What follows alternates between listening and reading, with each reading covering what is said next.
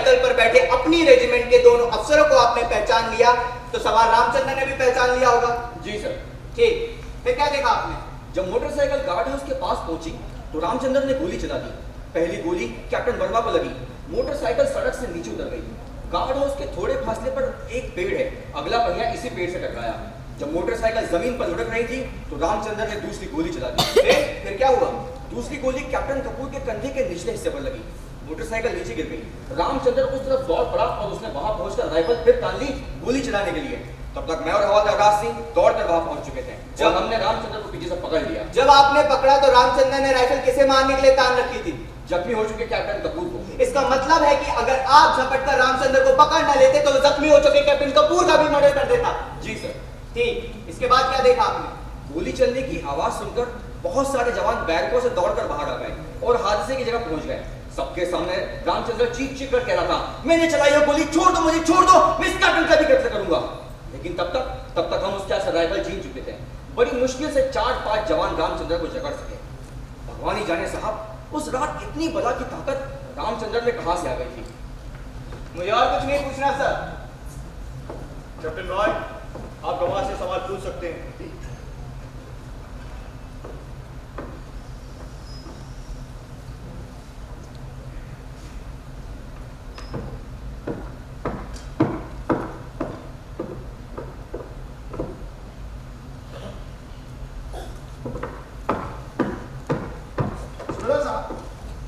आप रामचंद्र को कब से जानते हैं?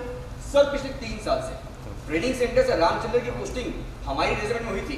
इन 3 सालों में क्या रामचंद्र की कभी किसी से मारपीट हुई, कोई झगड़ा हुआ, किसी ने उसके खिलाफ कोई शिकायत या रिपोर्ट की? नहीं सर, मारपीट तो दूर, रामचंद्र की कभी किसी से कोई बहस तक नहीं हुई। बिल्कुल गौ आदमी है। कोई भी ड्यूटी जो आपने अथवा सीनियर अफसर ने दी, क्या रामचंद्र को उसे करने में कभी कोई शिकायत या आनाकानी या लापरवाही की? नहीं, बिल्कुल नहीं।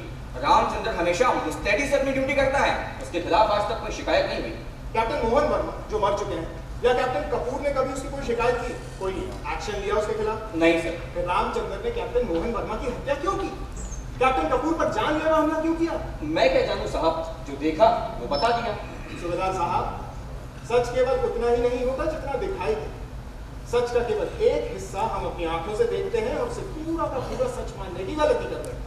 और फिर ये कहाँ जरूरी कि जो कुछ आप और हम देखें उसे नहीं सर, आंखों देखी बात हमेशा सच होती है। अच्छा, आप जिस जगह पर खड़े हैं क्या वो जगह हिल रही, घूम रही? नहीं। क्या ये कोर्ट रूम हिल रहा है, घूम रहा है? नहीं। आप अपनी आंखों देखी बात कर रहे हैं ना, और आपकी आंखों देखी बात गलत है। हाँ, बिल्कुल गलत, क्योंकि इतना तो आप भी जानते होंगे साहब की पृथ्वी घूमती रहती है अपनी दूरी पर भी और सूरज के चारों तरफ। अब आपके ना देखने से सच झूठ तो नहीं बन सकता। जमीन घूमने से इस मुकदमे का क्या मतलब? कैप्टन रॉय जानबूझकर गवाह को कंफ्यूज कर रहे हैं और इसे वही सवाल पूछने का हक है जो इस ट्रायल से जुड़े हैं। Major Puri is right captain, तुम्हारी बातों का इस ट्रायल से कोई मतलब है? मैं सबको पहले ही वार्न कर चुका हूँ, किसी को कोर्ट की वक्त जाया करने की इजाजत नहीं है। राइट सर, समय तो सचमुच बहुत कीमती होता है, किसी के जीवन से भी कीमती। इस कोर्ट की चिंता सही है, बिल्कुल सही। समय नष्ट नहीं होना चाहिए, चाहे कोई फांसी क्यों ना चाहता। समय और सत्य हमेशा विपरीत दिशाओं में चलते हैं। सत्य क्या है इसका निर्णय हमेशा भविष्य करता है, because truth is always the child of future. और सर बस मैं तो ये समझाने और बताने की कोशिश कर रहा था कि सच ना इतना छोटा होता है ना इतना आसान कि उसे सिर्फ अपनी आंखों से देखकर समझ लें। कैप्टन रॉय, गवाह से कुछ और पूछना है आपको तो पूछें। अच्छा सूबेदार साहब, जिस रात ये घटना हुई उस रात गुप्त संकेत शब्द क्या था? क्या क्या क्या क्या सर? पासवर्ड। मेरा मतलब है पासवर्ड क्या था? मैं कैप्टन रॉय को सलाह दूंगा कि इतनी मुश्किल हिंदी ना पूछें, इसका मतलब अंग्रेजी में बताना पड़े। हाँ तो साहब, उस रात पासवर्ड क्या था?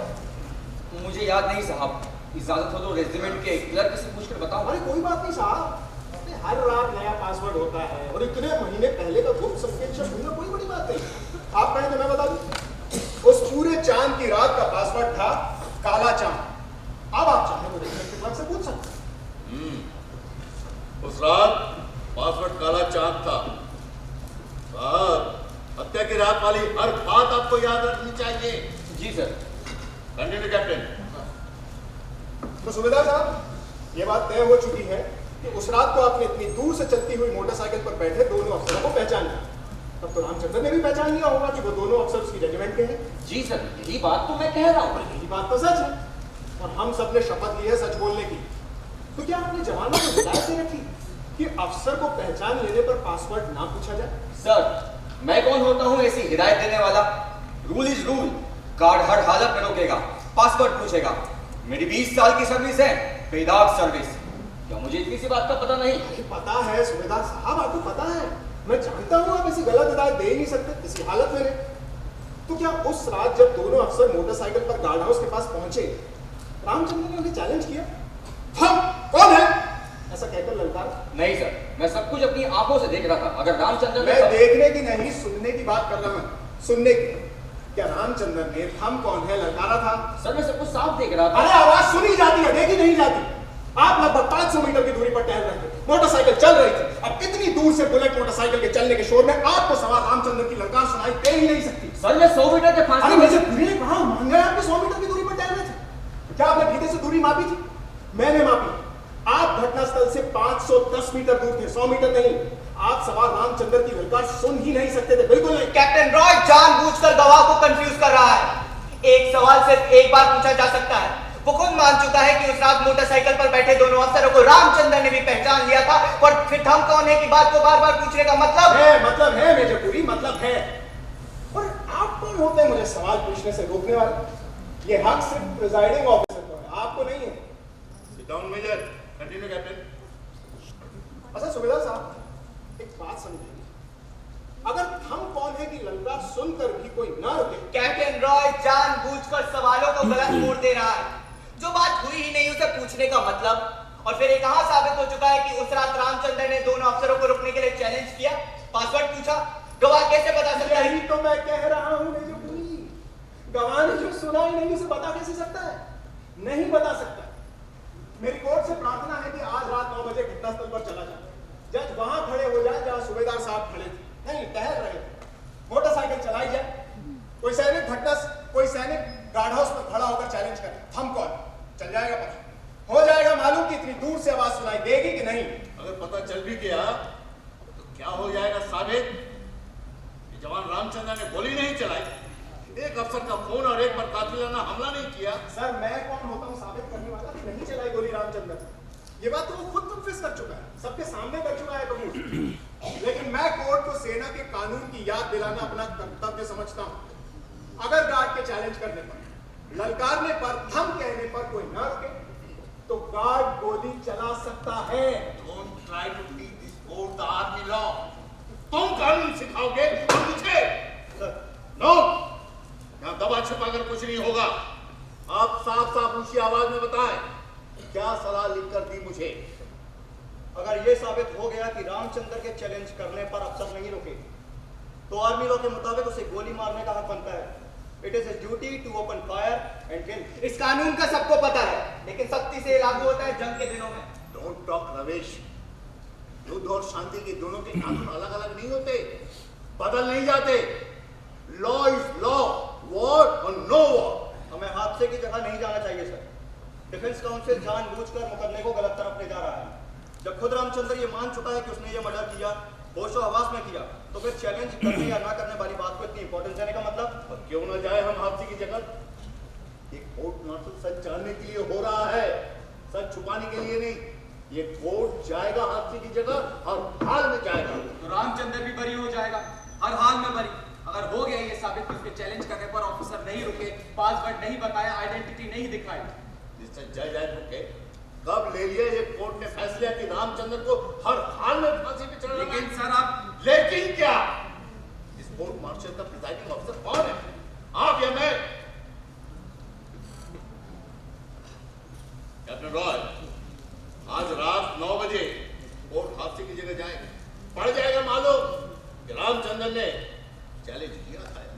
लेकिन सर, अब मैं नहीं चाहता कि कोर्ट के मेंबर हादसे की जगह जाकर अपना समय नष्ट करें। क्यों? रामचंद्र कुछ कहना नहीं, चाहिए। रामचंद्र अभी कुछ नहीं कह सकता, गवाही सूबेदार साहब की चल रही है। सर, मैंने उस रात हम कौन है कि ललकार नहीं लगाई थी, बिना चैलेंज के गोली चला दी थी sir. The court may note this confession of Ramchandran. He opened fire without challenging. Down, Captain. When made you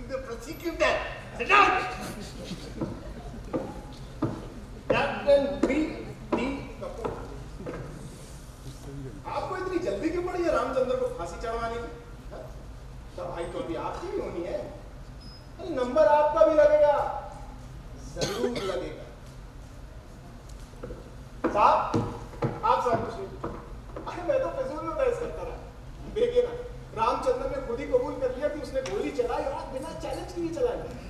आपकी आंखें और कान सचमुच थी, बिल्कुल ठीक। लेकिन एक सलाह दूं आपको, सोचिए जरूर कि आखिर रामचंद्र ने गोली क्यों चलाई, क्यों किया। कई बार सच बिल्ली की तरह दुबक कर किसी अंधेरे कोने में छिपकर बैठा रहता है। ध्यान से देखें, सोचें, तभी पता चल सकता है कि सत्य क्या है। 5 मिनट का ब्रेक, आप लोग सभी बाहर जा सकते हैं। कैप्टन रॉय,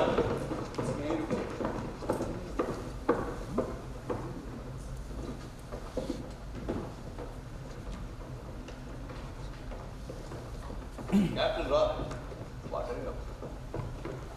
तुमने रामचंद्र का यह इशारा क्यों किया कि उसने बिना चैलेंज के गोली चला दी?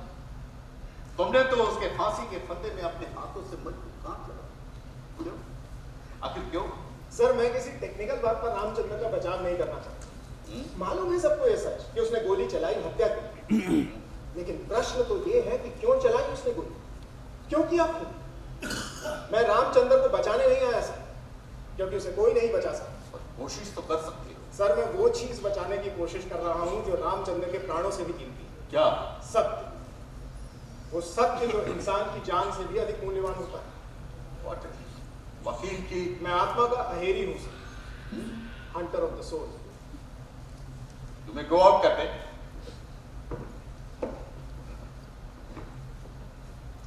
Speak our language. आत्मा का अहेरी, hunter of the soul. What does it mean? Sir, हमें कैप्टन रॉय से होशियार रहना चाहिए। वो लैंग्वेज का यूज हथियार की तरह करता है।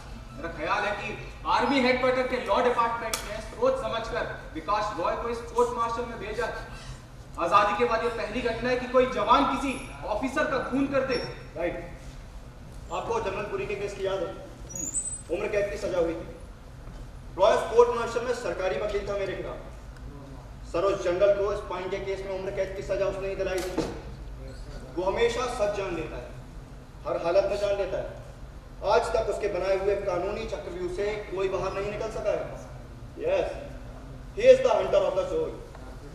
लेकिन इस कोर्ट मार्शल में तो वो डिफेंस काउंसिल है, कैसे बचाएगा रामचंद्र को?